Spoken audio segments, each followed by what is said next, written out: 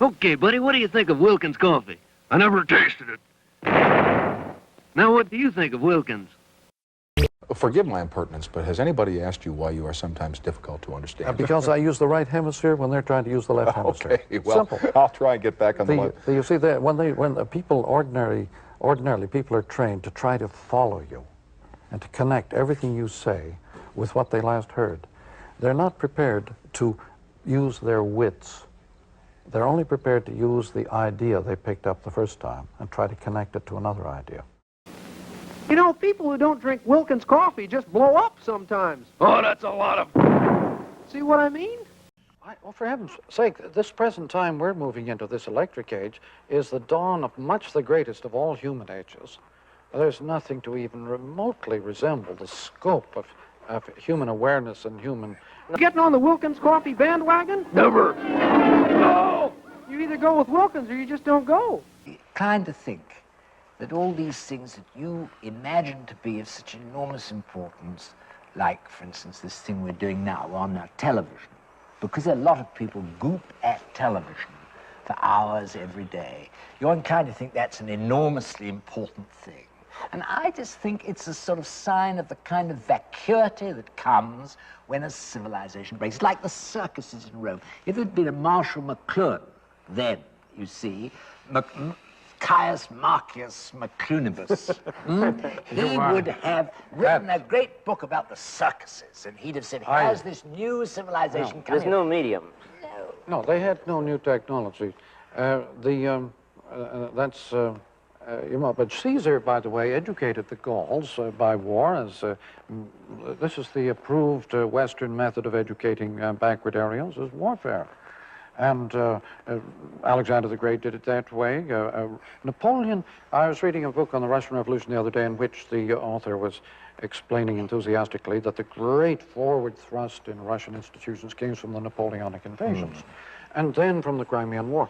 What is happening in the Vietnam now is a great educational forward thrust from us on the war front, on the war path. It's very pleasant to think of it that way. I think it's a horribly, it's like roast pig. You know what Charles Lamb's theory of roast pig? You like roast pig? Burn your house down. Burn your house down.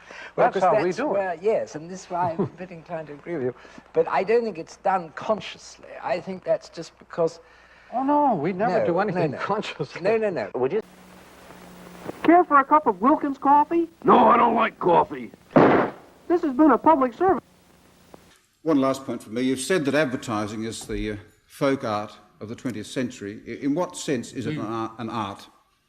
I think it is a very great art form. It's not a private art form, it's corporate. But it is, the concern of the advertiser is to make an effect. Any painter, any artist, any musician sets out to create an effect. He sets a trap to catch somebody's attention. Any painter, any poet, any musician sets a trap for your attention. That is the nature of art. Do you think there are... We're here to persuade people to drink more Wilkins coffee. What's the club for? To get their attention. Do you remember now, Mr. Shakespeare wrote plays that were considered very vulgar and popular entertainment in his own day.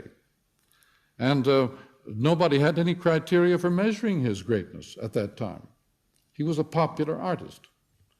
And TV is a popular folk art. And we have no criteria for measuring it. The measurements that we do use are just the results, bottom line. Throw all the tea overboard, man. I say, this dreadful thing would never have happened if we'd sent them Wilkins tea. If the medium is the message, and it doesn't matter what we say on TV, why are we all here tonight? And why am I asking this question? I didn't say it didn't matter what you asked on TV. I said that the effect of TV, the message of TV, is quite independent of the program. This machine will make you want a cup of Wilkins coffee. Not me. I'll take mine with cream and sugar. That is, There is a huge technology involved in TV which surrounds you physically. And the effect of that huge service environment on you personally is vast. The effect of the program is incidental. On guard, salute Wilkins coffee. But I don't drink Wilkins coffee. Some learn, some don't. Self-expression. Violence is a kind of self-expression.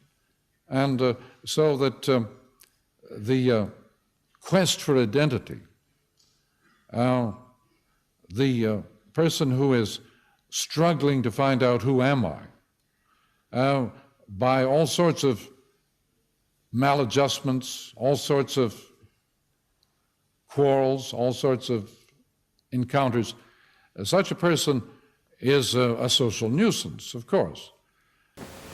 I can get you Wilkins coffee for a price. I wouldn't touch it. There's no future in an attitude like that.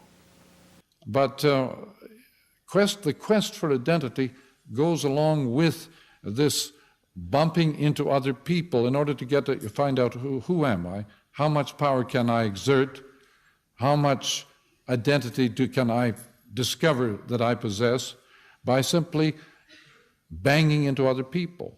And so that's what I had in mind when I said that the quest for identity is always a violent quest. It's a series of adventures and encounters that create all sorts of disturbance. I suppose, I don't think you have to go very far in literature for examples of it. I suppose Don Quixote is a great popular hero, and Flash Gordon, and Superman. But we're now beginning to get I'm thinking now of this new show, the Star War, that is the new Hollywood thing, that is based on Flash Gordon comics. The bionic man, bionic woman, these are vicarious forms of violence in which young people are trying to discover, who am I? I once asked to my granddaughter, one of our granddaughters, who was then 6, what do you want to be when you grow up? And she said instantly, bionic woman. This is a kind of violence that permits one to discover who you are. I was using violence in a rather large sense of simply encounter, abrasive encounters. Yeah. Those Wilkins coffee commercials. You don't like them? No. Then let me fix your set. You can't win. And I discovered, somewhat to my surprise, that when you look in the rearview mirror, you do not see what has gone past. You see what is coming. And the rearview mirror is the foreseeable future. It is not the past at all.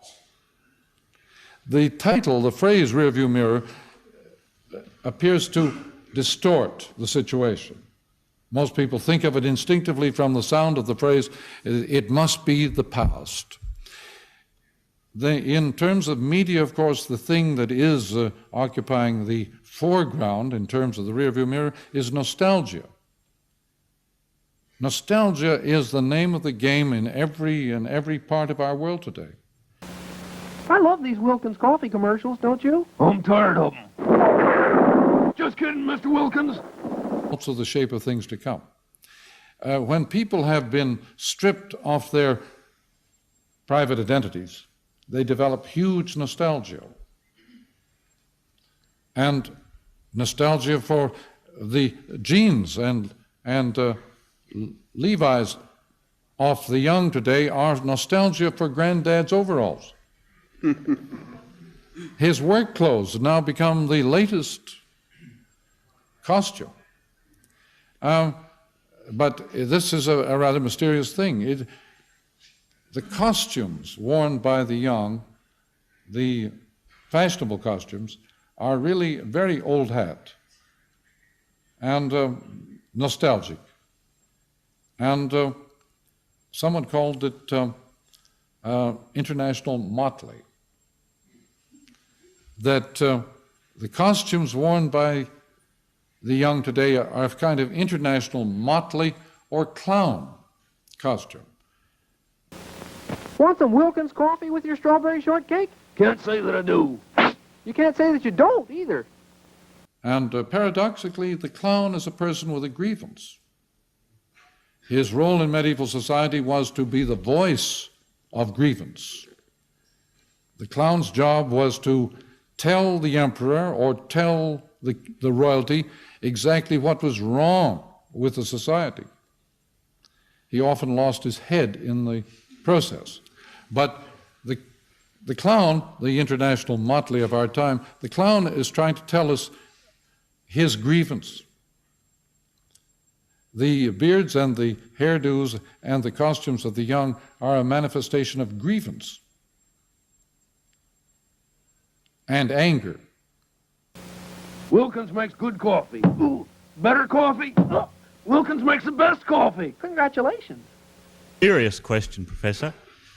If the world had not discovered your great thinking and your writing, how would you go about creating a demand for it? What would be your advertising campaign? What would be the gist of it? And what section of the media would you use? I put people on. I put them on.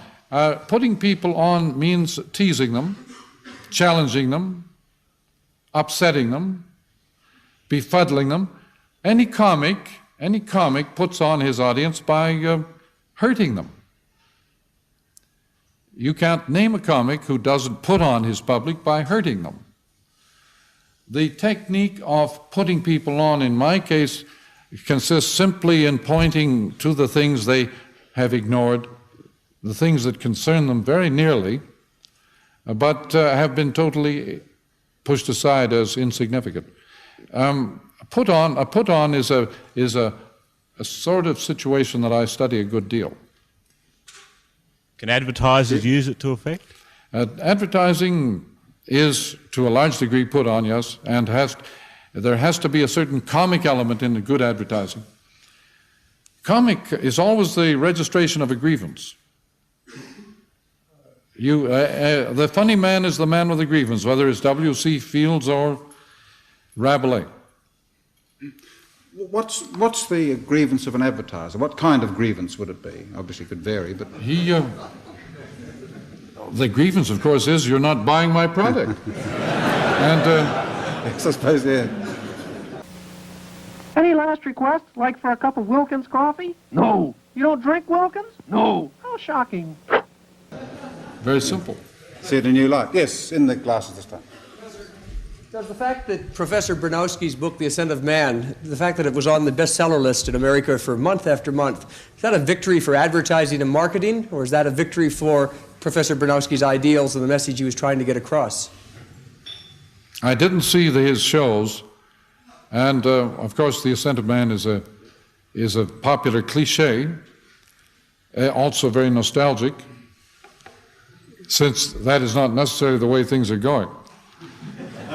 But Wilkins will be the first coffee on the moon. Now what? Wilkins coffee is still the best on earth.